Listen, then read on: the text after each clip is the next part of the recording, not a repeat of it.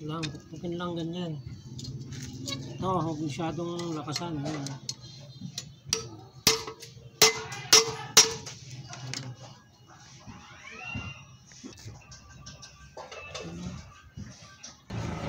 Kailangan makinis.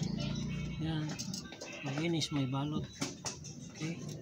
Para di masgas. Yan ang paghagod. Lagyan na lang is makinis. Yan. Kapag ganito position niya. Yan.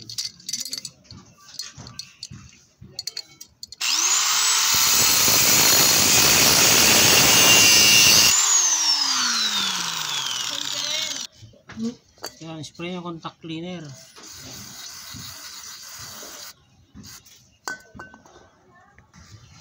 Dapat nakasentro yung bushing sa loob. Kunting langis lang dito. Kunting langis. Huwag marami magkalat. Siguro din malinis. Langis. Langis din dito. Ingatan pagpasok. Pagdagan ng langis. Pukpukin ang mga tornilyo. Lahat ng side.